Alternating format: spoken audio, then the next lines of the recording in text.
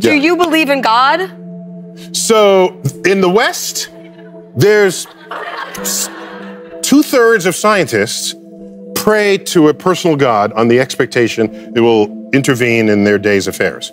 But I can tell you this, productive scientists do not bring their Bible, their scripture, their holy books into the lab because they do not mix there. So they draw a line in the sand and they do one in one place, then they worship on the weekend, Saturday or Sunday, whatever is your religious tradition there. So to ask whether they can coexist, the answer is empirically yes. I didn't ask that. I asked, do you believe in God? Every description of God that I've heard holds God to be all-powerful, very typical, and all good. And then I look around and I see a tsunami that killed 250,000 people in Indonesia, an earthquake that killed 250,000 people in Haiti, and I see earthquakes and tornadoes and disease, childhood leukemia, and I see all of this and I say, I do not see evidence of both of those being true simultaneously. If there is a God, the God is either not all-powerful or not all good. Can't be both. Good answer. My question of the year. So if you have good evidence, I'm good for it, but I'm evidence-driven. You need evidence. More You're a than scientist, I'm faith-driven. Yeah. That's good to know. And by the way, to be faith-driven is one thing, but to be faith-driven and try to create legislation on that affects other people who don't share your faith, that's the beginnings of a theocracy. And we have evidence of what that is in the past, and our founding fathers specifically founded this country to prevent that from happening. Free. Anyway, I read a book, Consolation of Philosophy. The main guy, Boethius, is condemned to death. He has everything taken from him. All he has is his reason and his sense of self. Not even that. But he attempts to console himself to this execution by reasoning that the world has order, that there is something that keeps things together. And he uses his reason to try and get to the root of why he should be at peace at death. The problem is, his source of origin is a belief in God. What would you do?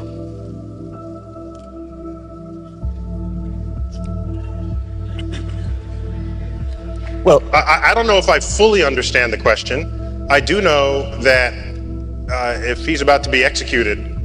How about you are about to be executed? Oh, I'm about to be executed. You have nothing except your knowledge and your knowledge of science, your experience. I would request that my body in death be buried, not cremated, so that the energy content contained within it gets returned to the earth so that flora and fauna can dine upon it just as I have dined upon flora and fauna throughout my life. People who make this case that was the beginning and that there had to be something that provoked the beginning, do you give them an A at least for trying to reconcile faith and reason? I don't think they're reconcilable. What do you mean? Well, so let me say that differently. All efforts that have been invested by brilliant people of the past have failed at that exercise. They just fail. And so the track record is so poor that going forward, I have essentially zero confidence, near zero confidence that there will be fruitful things to emerge from the effort to reconcile it. So, for example, if you knew nothing about science and you read, say, the Bible, the Old Testament, which in Genesis is an account of nature. That's what that is. And I said to you, give me your description of the natural world based only on this. You would say the world was created in 6 days and that stars are just little points of light, much lesser than the sun. And in fact, they can fall out of the sky, right? Because that's what happens during the Revelation. One of the signs that the second coming is that the stars will fall out of the sky and land on Earth. So to even write that means you don't know what those things are. You have no concept of what the actual universe is. So everybody who tried to make proclamations about the physical universe based on Bible passages got the wrong answer. So what happened was, when science discovers things and you want to stay religious or you want to continue to believe that the Bible is unerring, what you would do is you would say, well, let me go back to the Bible and reinterpret it. then you say things like, oh, they didn't really mean that literally, they meant that figuratively. So this whole sort of reinterpretation of how figurative the poetic passages of the Bible are came after science showed that this is not how things unfolded. And so the educated religious people are perfectly fine with that. It's the fundamentalists who want to say that the Bible is the literal truth of God, and want to see the Bible as a science textbook, who are knocking on the science doors of the schools, trying to put that content in the science. Enlightened religious people are not behaving that way. They're saying, yes, science is cool, we're good with that, and use the Bible to get your spiritual enlightenment and your emotional fulfillment. I have known serious religious people, not fundamentalists, who were scared when Carl Sagan opened his series with the words, "The cosmos is all that is, or ever was, or ever will be." That scared them because they interpret that to mean that if this is it, there's nothing else, no God and no life after. For religious people, many people say, well, God is within you, or God, there are ways that people have shaped this, rather than God is an old gray-bearded man in the clouds. So if God is within you, what I'm sure Carl would say, in your mind, and we can measure the neurosynaptic firings when you have a religious experience. We can tell you where that's happening, when it's happening, what you're feeling like at the time. So your mind, of course, is still within the cosmos. But do you have any sympathy for people who seem to only feel safe in the vastness of the universe you describe in your show if they can infer a personal God who makes it more hospitable to them, who cares for them? In this, what we tell ourselves is a free country, which means you should have freedom of thought. I don't care what you think. I just don't. Go think whatever you want. Go ahead. Think that there's one God, 2 gods, 10 gods, or no gods. That is what it means to live in a free country. The problem arises is if you have a religious philosophy that is not based in objective realities that you then want to put in the science classroom. Then I'm going to stand there and say, no, I'm not going to allow you in the science classroom. I'm not telling you what to think. I'm just telling you in the science class, you're not doing science. This is not science. Keep it out. That's when I stand up. Otherwise, go ahead. I'm not telling you how to think. I know you're an avowed atheist. How can you be so certain that there is no supernatural, godlike entity out there, given that we know so little? Well, first, I don't count myself among the ranks of avowed atheists, and I'll give a fast example why. A friend of mine went up to fix the Hubble telescope, okay, on the space shuttle, and on my Facebook feed, I said, Godspeed to the space shuttle astronauts, and then in the comment thread, it said, I thought you were an atheist. How could you possibly say that? And so the fact that I gleefully said that, and atheists complained about it, clearly I'm not an atheist. Okay? What are you? My favorite Broadway musical of all time is Jesus Christ Superstar, which I saw in real time in New York City. I don't know that atheists can, so I don't. So is there a God then, Neil deGrasse Tyson? I'll be about to have breaking news. I don't know. Is there a God? Okay, what I will tell you is that there are a lot of unknowns in the universe, but just because there are unknowns does not mean there's a deity in the unknown. If you're going to assign a deity to that which... It doesn't mean there isn't, that's correct. So you're more of an open mind about this, right? Everyone should. If the unknown is the unknown. But the track record of people saying God is behind this, and then you add a little science to it and you find out, no, we can completely explain it and control it, then the history of that exercise is so rich with science discovering the unknowns that were previously ascribed to deity, like lightning bolts and weather systems. There was Poseidon, there was Zeus, just look at the history of this. I'm not given reason to say, we're gonna find something, God is gonna be at the center of that, and there'll be no science to apply. I'm gonna look for the science first, because that's how the history of this exercise is unfolded. If you go online and in a Google search, you type God's worshipped by humans. There's a tally of all the gods ever worshipped by humans in the history of civilization. And it just goes screen after screen after screen after screen. So when you say, do you believe in God? Which God? Is it Zeus? Is it Poseidon? Is it the Jewish God? Is it the Christian God? Because the Jewish God from the Old Testament is filled with wrath, okay?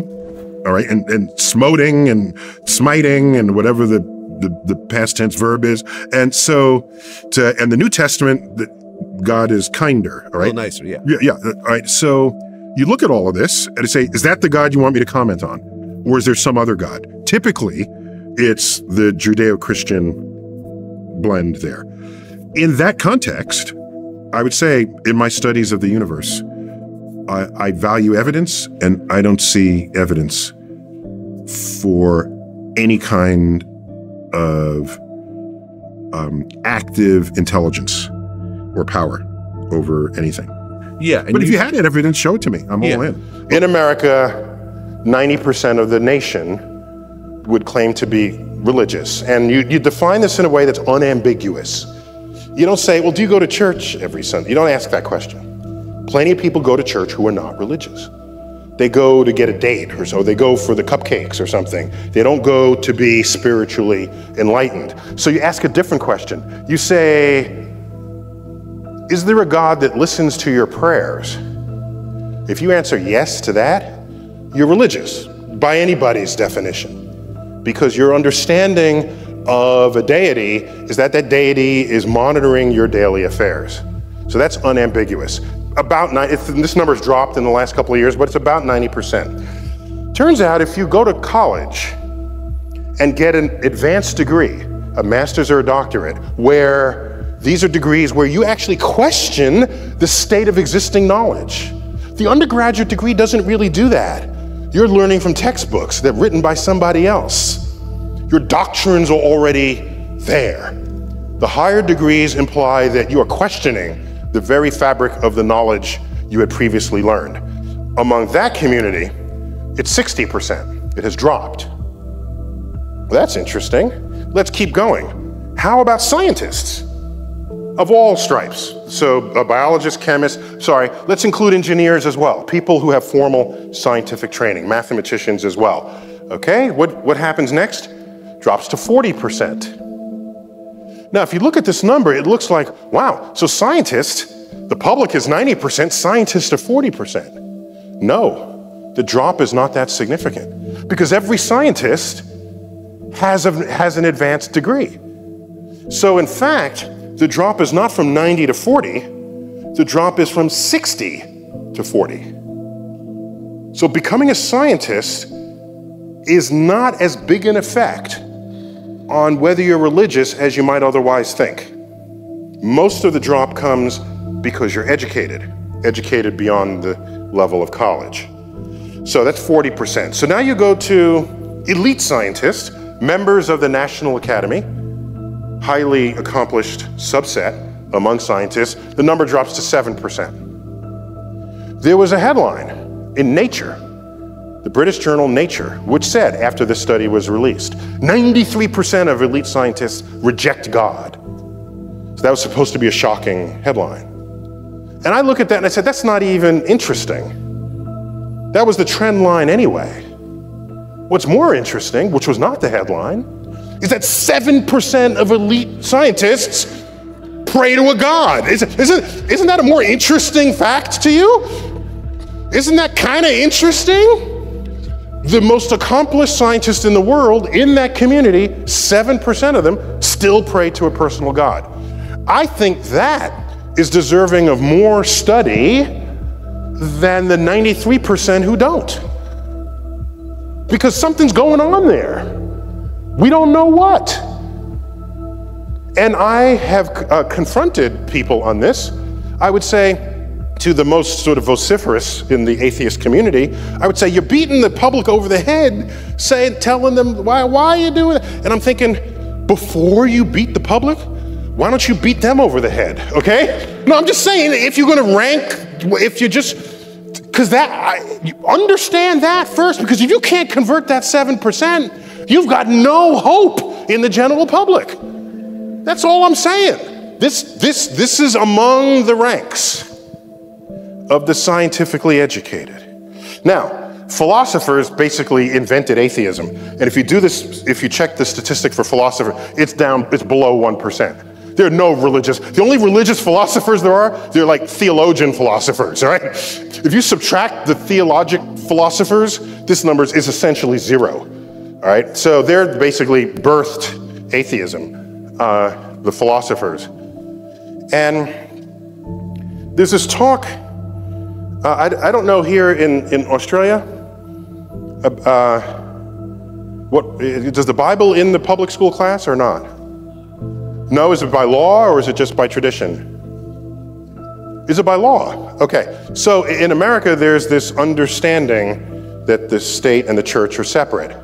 And by and large, that's been honored for most of the history of the country, by and large. And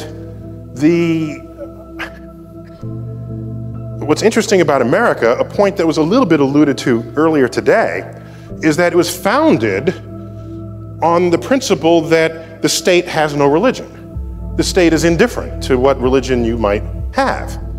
So that means there's no authority over you that's going to tell you who and what to worship. And that's a state that we all take for granted, but so many places in the world that is not true. Well, there's a case in New Jersey where a middle school kid was lectured to by the history teacher in a public school, and the history teacher said, if you don't accept Jesus as your Lord and Savior, you are going to hell. And there's a little Muslim girl there, said you are already damned to hell. First point. Second, that Noah had dinosaurs on his ark. Third point he made is that Big Bang and evolution are just theories and you can take them or leave them. So, I don't, like I said, I don't get into these. I just don't. We got people who do this.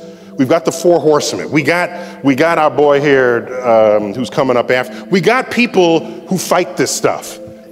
I'm not one of those, really. I'm doing this because, like, I know you all, this is the bone I'm throwing you, but I don't do this. So, but then I thought about it and I said, you know, I have an op-ed, a letter to the editor on this that I can write. And I left out the part about Jesus. I left that out. Because if that's how he feels, he wants you to be Christian, that's okay, fine. I left that out. I went to the rest of what he said. And this was my letter, as it appeared in the New York Times. People cited violation of the First Amendment when a New Jersey, that's a separation of church and state, essentially. New Jersey school teacher asserted that evolution and the Big Bang are not scientific and that Noah's Ark carried dinosaurs. The case is not about the need to separate church and state. It's about the need to separate ignorant, scientifically illiterate people from the ranks of teachers. That's the problem.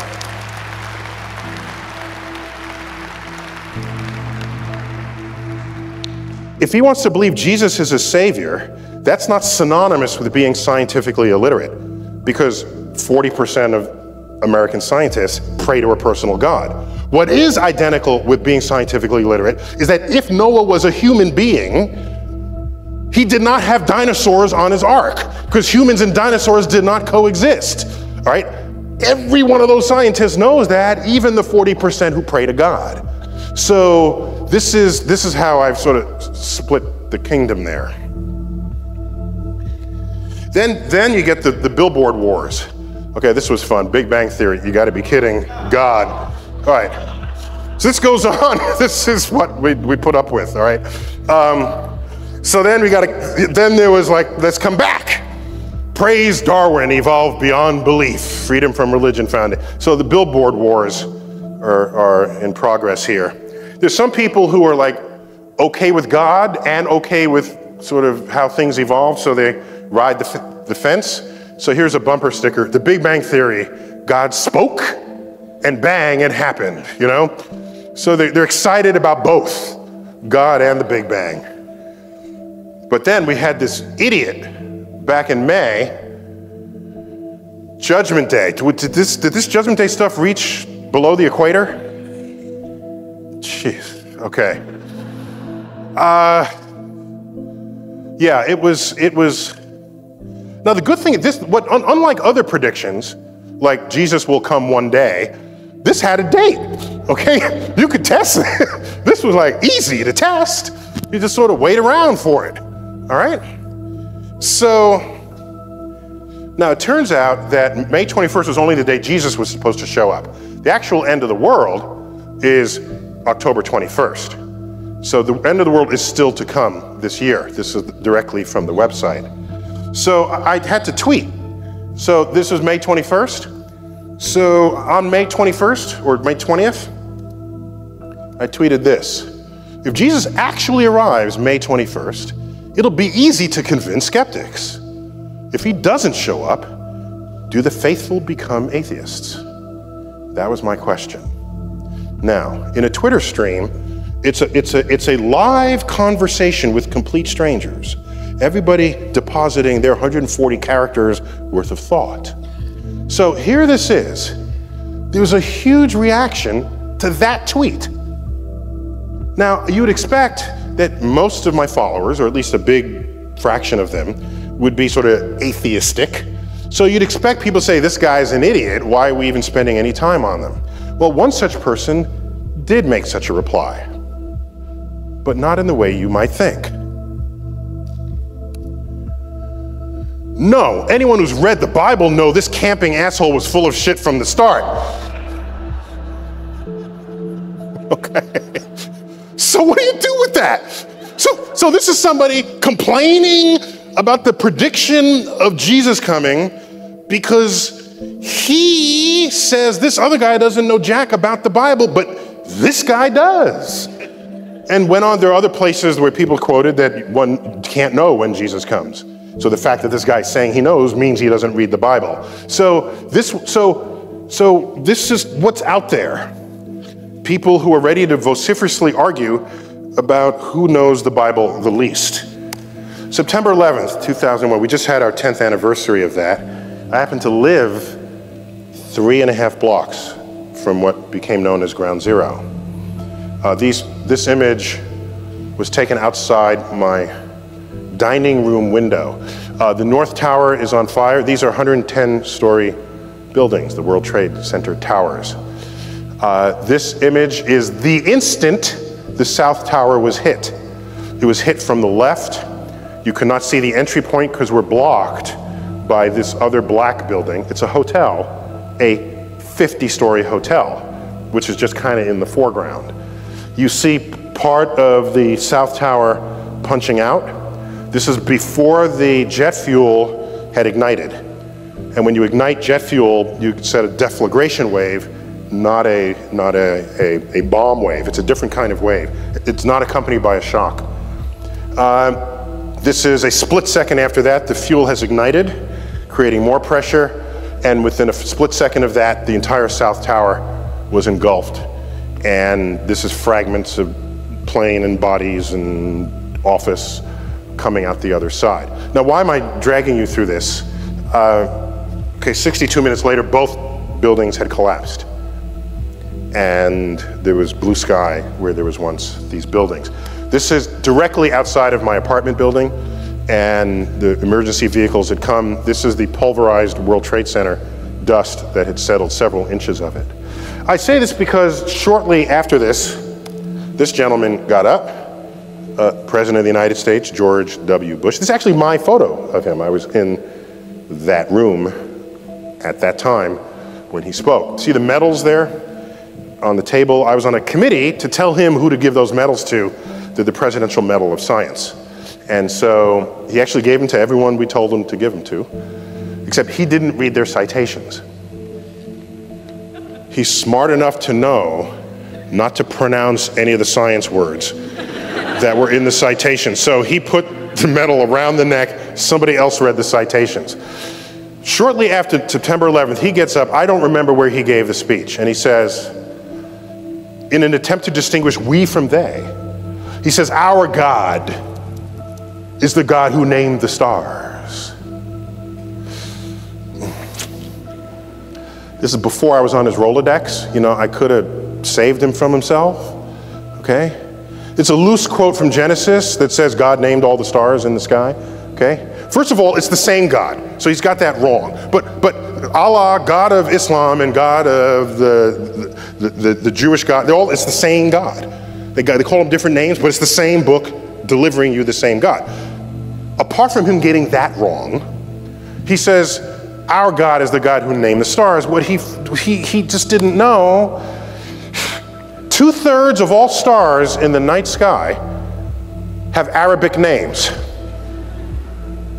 2/3 of all stars that have names these are all the Arabic star names. All of these. I don't think this is the point he wanted to make. I just think he figured that out. Like I said, it was before I was on his Rolodex. And so you say, well, how does this happen? How do you get a culture where stars in the night sky are named by them? What was going on? How did that happen? And you have to go back 1,000 years, and you get to Islam in what's the golden period of Islam. In that period, algebra was invented. Algorithm is an Arabic word. All these words, they begin with AL, 10 to 1, it's an Arabic word. Our numerals are Arabic numerals. Did you pause and reflect on why we call them Arabic numerals? We just call them that, right? But somebody did good stuff with these numerals. It was in Baghdad 1,000 years ago where they invented algebra. And there was advances in mathematics, agriculture, engineering, all of these fields. All at a time when Europe was disemboweling heretics. So something changed. 12th century, this gentleman came around, Al-Ghazali, a Muslim scholar, learned. At this point, Islam is maybe just a few hundred years old. People are reading the Quran and interpreting it however they sort of want to and feel like it. There's not a coherence to the practice of Islam until he comes around and codifies the behavior of a good Muslim. In much the same way St. Augustine, in his book Cities of God, codified what it is to be a good Christian. How do you burn the witches? There's a recipe for that. They got to be upside down so the blood does, it's a whole itinerary for how to be a good Muslim. And in his writings contain the assertion that the manipulation of numbers is the work of the devil. 2, actions that you see in nature are the will of Allah. Well, if you drop a stone and it falls, Allah willed that. If that's your explanation, your curiosity stops. You combine everything happening in nature being the will of Allah to the manipulation of numbers being the work of the devil, and the entire enterprise of that golden era collapses. Now, historians, when they look at that era, they say, well, the Mongols came and so historians think of the world in terms of wars and kings. They think less about it philosophically, about intellectual movements or the absence thereof. Islam rose again after this period, didn't have science associated with it. No new inventions in math. You look at the period of Islam in Spain, the period where the great Alhambra was built. There is no attendant science going on there. It's done, it's gone, and it is a cost that exists to this day. There is 1.3 billion Muslims in the world today who are not participants on the frontier of scientific discovery. What's the best measure of this? Just check out the Nobel Prizes. I tallied them, okay? How many Jews have won the Nobel Prize? In the sciences, here they go. 25% of all Nobel Prizes in the sciences are won by Jews. How many Jews in the world? About 15 million, tops? 15 million? How many Muslims in the world? 1.3 billion, which is huger, way huger than 15 million. How many Muslims have won the Nobel Prize in the sciences? 2.5. 2.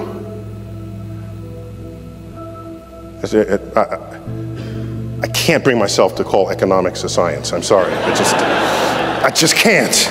I've tried. I've really tried. I'm sorry. That's how many. And the physics one was a Pakistani physicist, not a Middle Eastern physicist. So, Jews have 50 times the number of Nobel Prizes. They're 1/80th of the population of the Muslims. Has 4,000 times the impact. I lose sleep every night wondering how many secrets of the universe lay undiscovered because 1/6th of the population of the world is not a participant on the exploration frontier. What thoughts have gone undreamt of? All right? This is in response to the people out there who say, oh, Earth is just perfect for life. Oh, what a haven in all the universe, just right. It's not just right. Every opportunity it gets, it tries to kill us. Add it up. The tsunamis, the hurricanes, the tornadoes, the asteroids, the 3/4 of the Earth. If I drop you butt naked, you're dead 10 minutes later. Because something eats you, okay? So this is the anti-Gaia hypothesis? Anti-Gaia, yeah. Earth is bad for life. And evidence of that is, look at the fossil record. 99% of all species that ever lived are now extinct. That is not the signature of a planet that is in love with life. If I could ask you, if there was one thing you wanted people to remember that you could say about science, what would that be?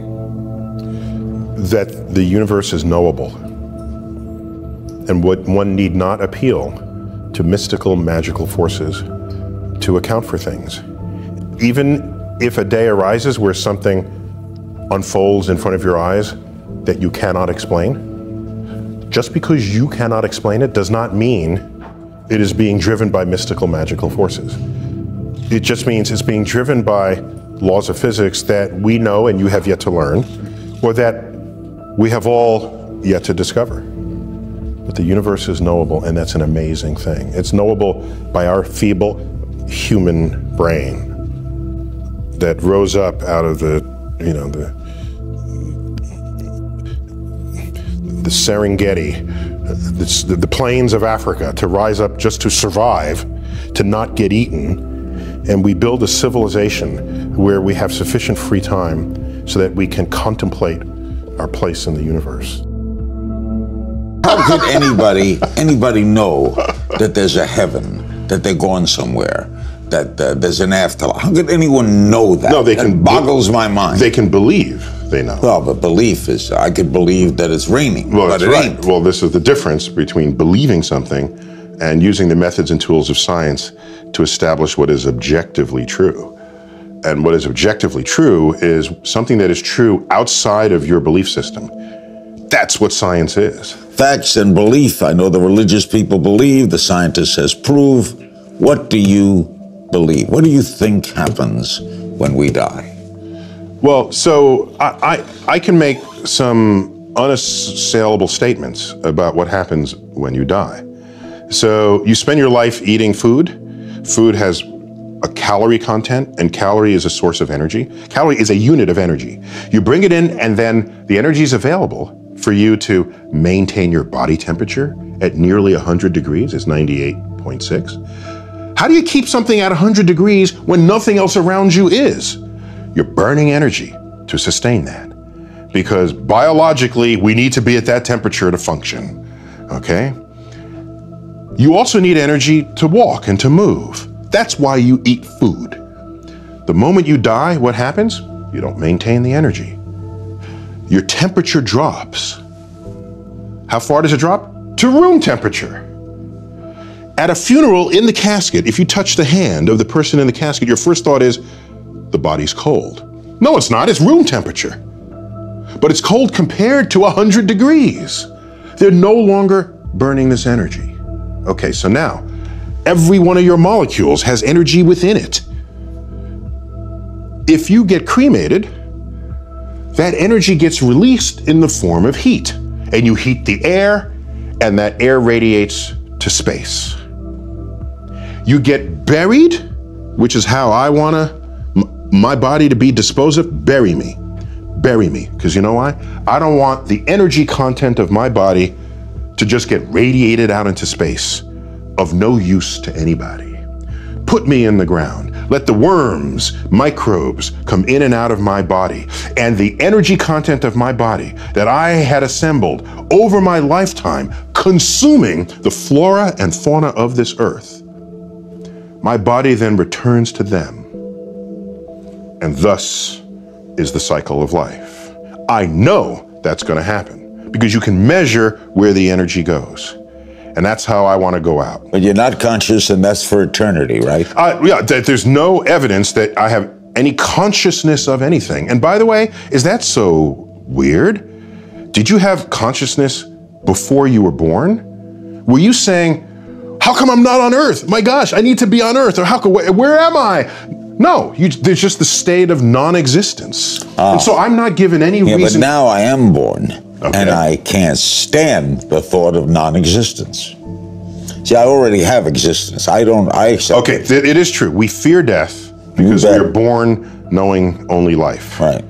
I get that. However, I take another view because I've been asked, if you could live forever, would you? Yes. Okay, we're done with the interview. Yes. No, okay, sure, that's an attractive idea. But the way I look at it is the knowledge that I'm going to die that creates the focus that I bring to being alive. The urgency of accomplishment. The need to express love now, not later. If we live forever, why ever even get out of bed in the morning? Because you always have tomorrow. That's not the kind of life I want to lead. But why, don't you fear not being around? I fear living a life where I could have accomplished something and didn't. That's what I fear. I don't fear death. You don't fear the unknown? I love the unknown. I love the, you know what I want on my tombstone? My sister has this in her notes, because in case I can't tell anyone after I die. On my tombstone, a quote from Horace Mann, the great educator. Be ashamed to die until you have scored some victory for humanity. That's what I want on my tombstone. But you don't fear or think about not being around? My great regret for not being around would be, it would be kind of cool to see my kids continue to grow. Don't you want to know that? Yeah, that'd be fun. I want to see what inventions would make life easier, what clever discoveries or innovations would arise out of the collective brain work of my species. What do you think when you see religious people, when you see popes or rabbis or people who fervently believe, the Billy Grahams of the world, who are sincere and wonderful people? Yeah, of course. Who actually may be delusional that they're going somewhere? No, they're embedded in belief systems. And what I look at is I see all the belief systems, and when you line them up, they're not really compatible with one another. So whatever they're believing, it can't be a truth that applies to everybody, because other people believe what they do with no less fervor. And so I sit back and, as a person who's interested in objective truths, and I say, well, it doesn't look like that's a path towards an objective truth. So let people continue to think and say what they want.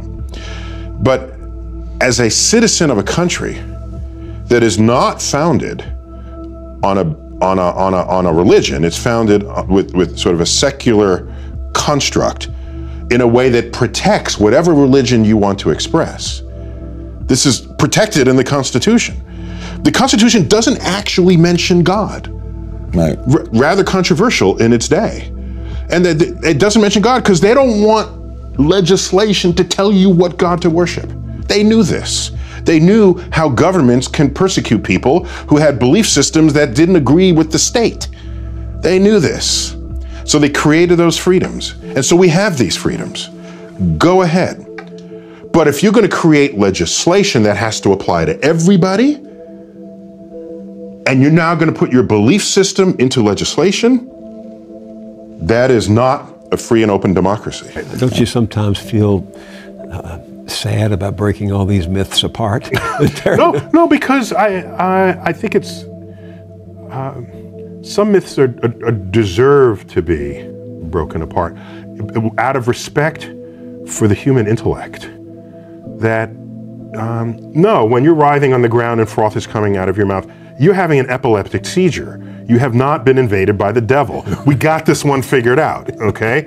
I mean, discovery moves on. So I don't mind the power of myth and magic, but take it to the next frontier and apply it there. Don't apply it in places where we've long passed what we already know what's going on. I think you must realize that some people are going to go to your show at the planetarium and they're going to say, aha, those scientists have discovered God, because God, dark matter, is what holds this universe together. So is that a question?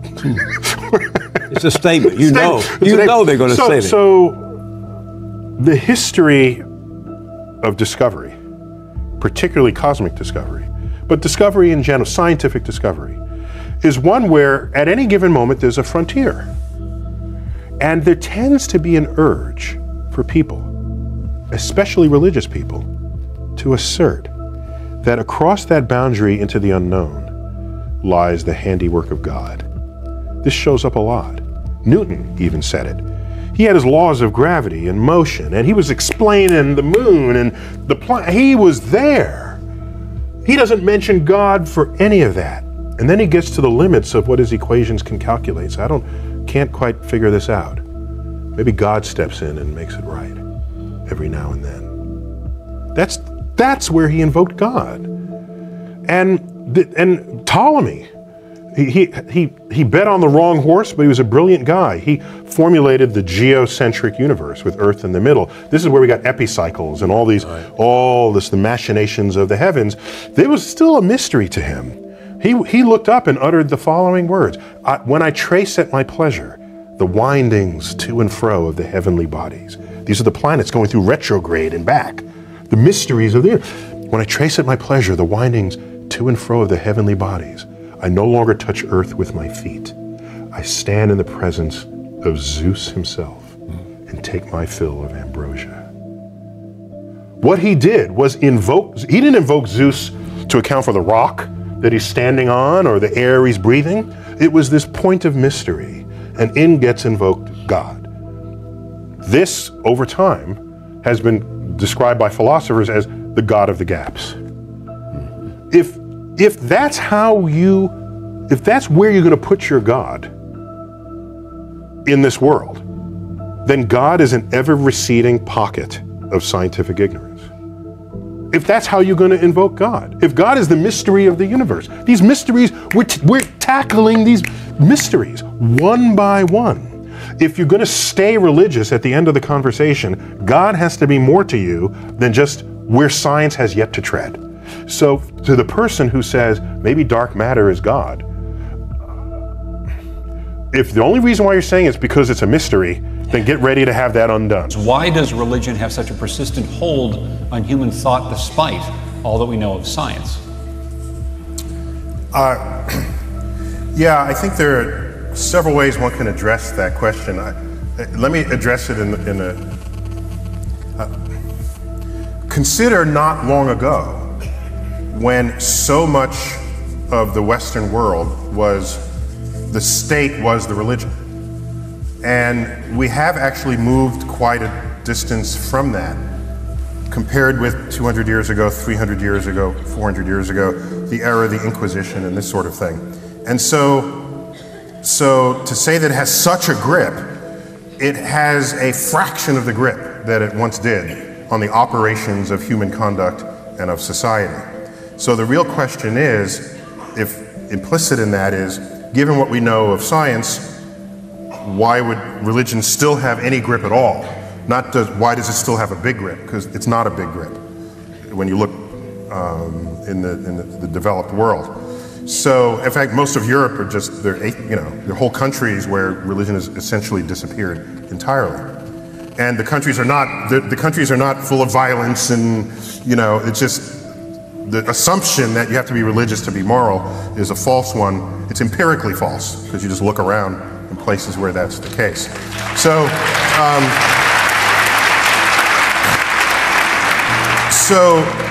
so that's one fact. And pull away from that a little. There's plenty of what goes on in religious texts that has tremendous value to how to think about life and how to treat one another. In fact, Jefferson created what was essentially what you can think of as Thomas Jefferson, the Jefferson Bible. I don't know if you ever heard of this. He went through the Bible, and I think both the Old and the New Testaments, and he crossed off everything that was sort of mythical, magical, things that clearly violated known laws of nature, and kept the rest, and said, here is the stuff of the Bible that should have value to any modern person going forward. If you look at people who are religious today, who are not in conflict with science, they have viewed their religious text as a spiritual, something that gives them spiritual support, not as a science textbook. The conflict in society is when you have those who are still religious, who want to use their religious text as their access point to understanding the natural world, and persistent efforts of the past to make that happen have just simply failed. The Bible does not work as a science textbook. In fact, Galileo knew this, and he himself was a religious man. He's famously quoted as saying, the Bible tells you how to go to heaven, not how the heavens go. So on that scale, the conflict comes about when that subset of the religious community feels threatened by scientific discoveries that are different from how they interpret what the natural world should be in the Bible. I think it's that point where you get to the concept of the God of the gaps. You go, we do not understand this, science takes us so far, but we don't understand anything beyond that, therefore, that's God. The stuff that we don't get, that's God. And the trouble with that is the moment that you actually go, no, we do understand that now, is people are going, well, did God just go away then?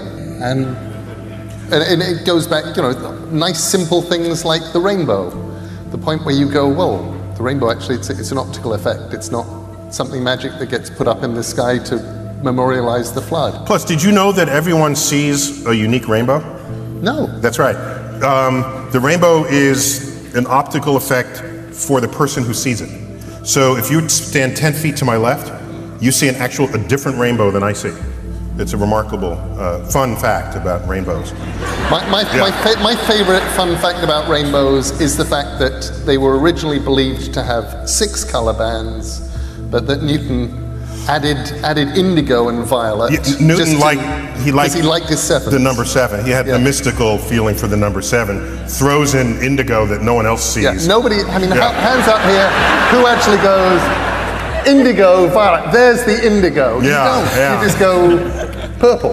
Yeah, exactly. Go blue, purple.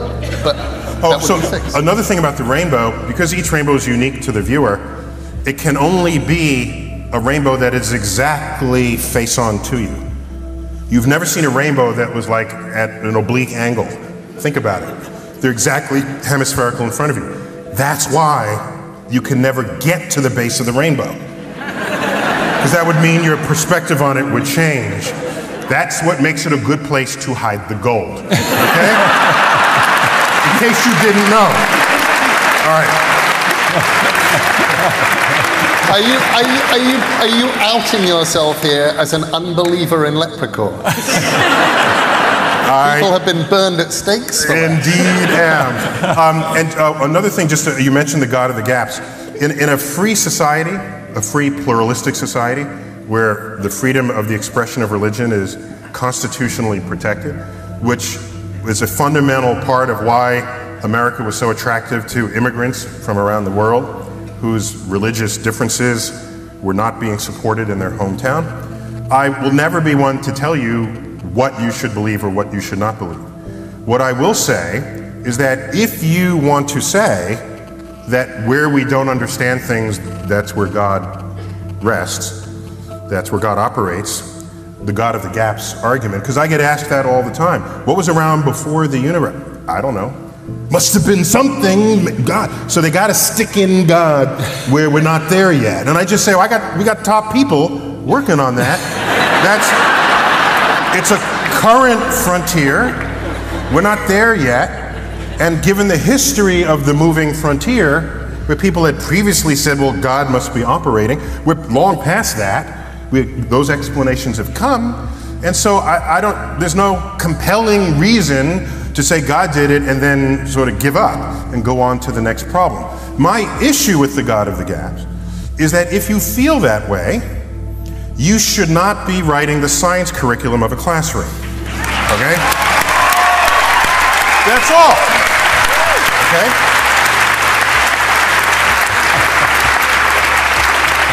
Because if you do, you are undermining the very process of what science is all about.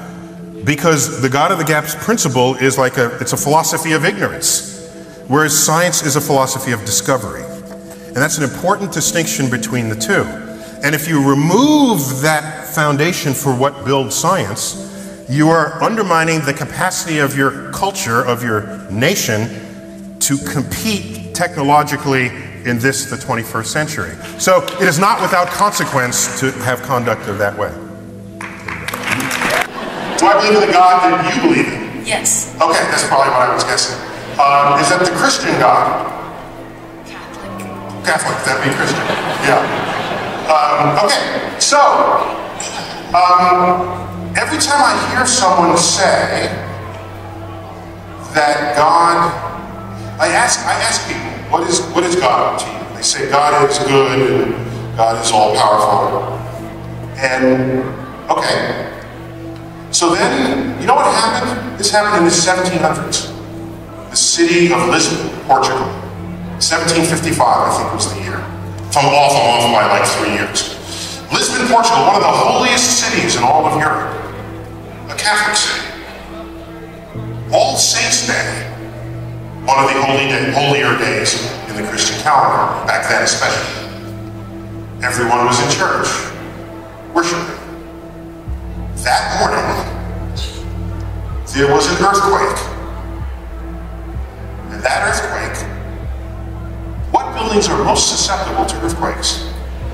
The tallest, biggest buildings. And this is 1755, one of the tallest, biggest buildings in Lisbon, the churches. So, that morning, 80,000 people died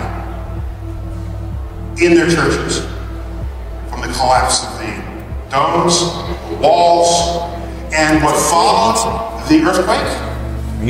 Guess what? A tsunami followed the earthquake, basically wiping the city of Lisbon clean. Okay.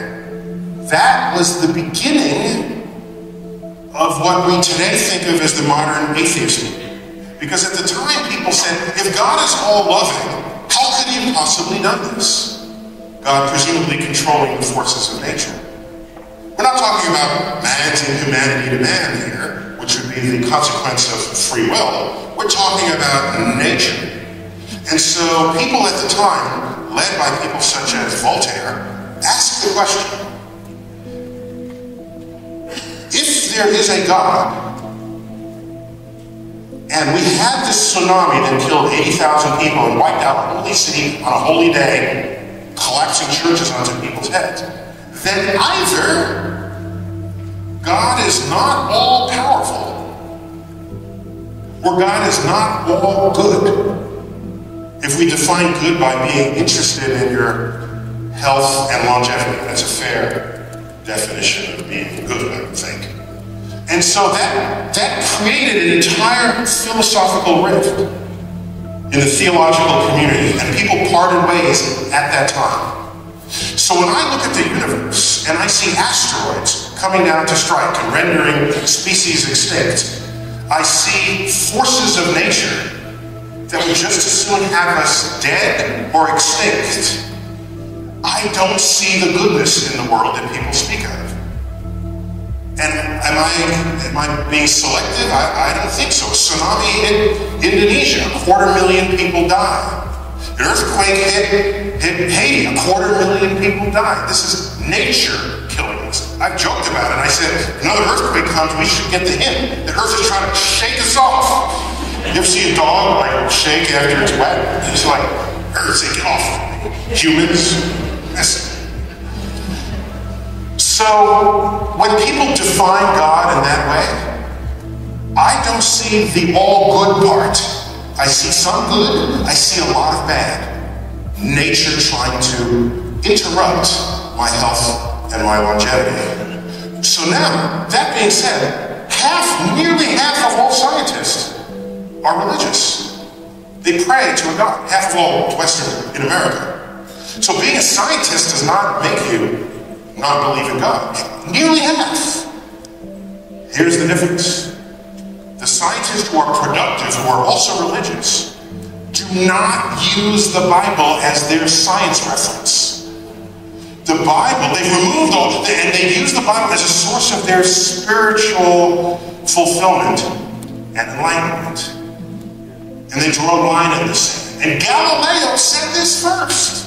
Galileo, a religious Catholic man in Italy, he said it first. He's reading the Bible, and and then he invents a telescope. He builds a telescope, best one ever.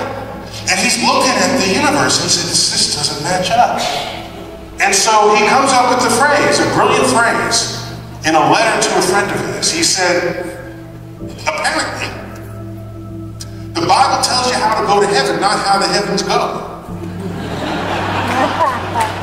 So he drew the first line in the sand between how you might relate to your religion if you're going to live in a physical reality.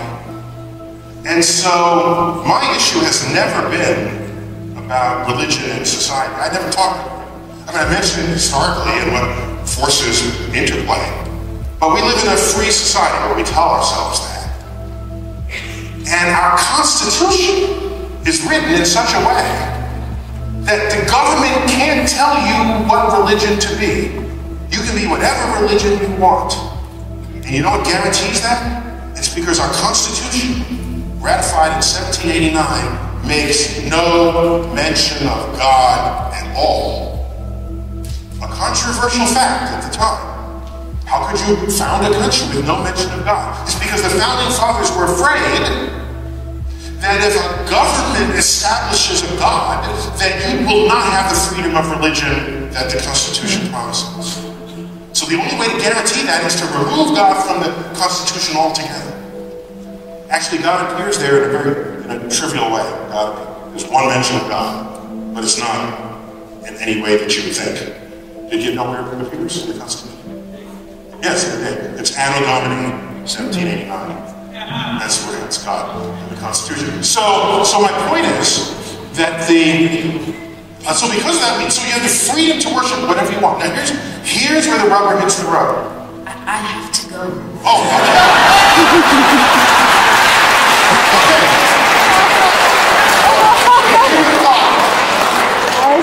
Since you are our future, I want you to understand something and not forget it. Are you ready?